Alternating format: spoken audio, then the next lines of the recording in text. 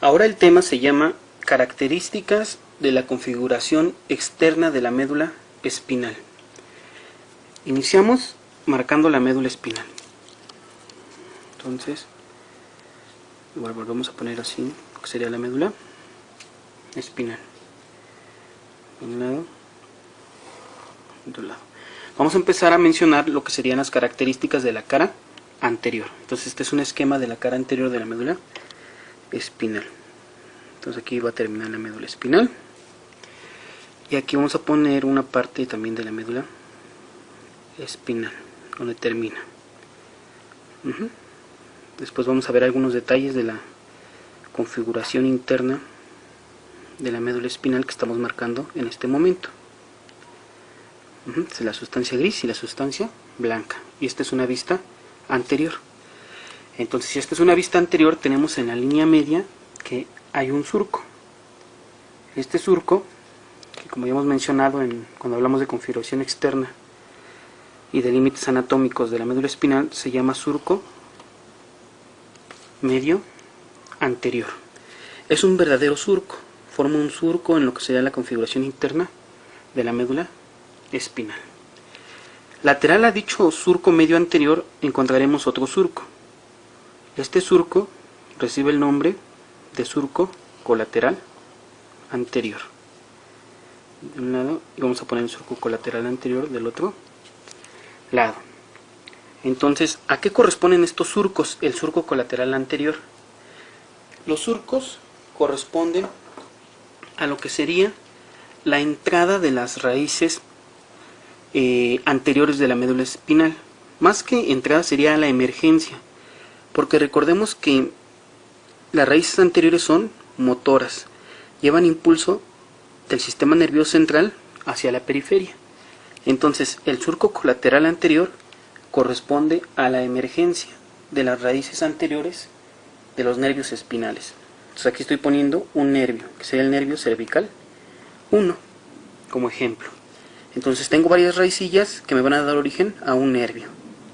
Las raíces anteriores de C1, aquí voy a poner las raíces anteriores del nervio cervical 2, raíces anteriores del nervio cervical 3. Entonces cervical 1, nervio cervical 2, nervio cervical 3. Son las raíces anteriores. Bueno, esas serían las características de la cara anterior de la médula espinal. Ahora describiremos lo que serían los detalles de la cara posterior de la médula espinal. Entonces, marcamos lo que sería la cara posterior de la médula espinal. Más o menos a este nivel, la cara posterior de la médula espinal. Ponemos otra línea. Entonces ponemos aquí que está cortada la médula espinal. Y de la misma manera, más o menos por aquí, termina lo que sería la médula espinal. Es una vista posterior.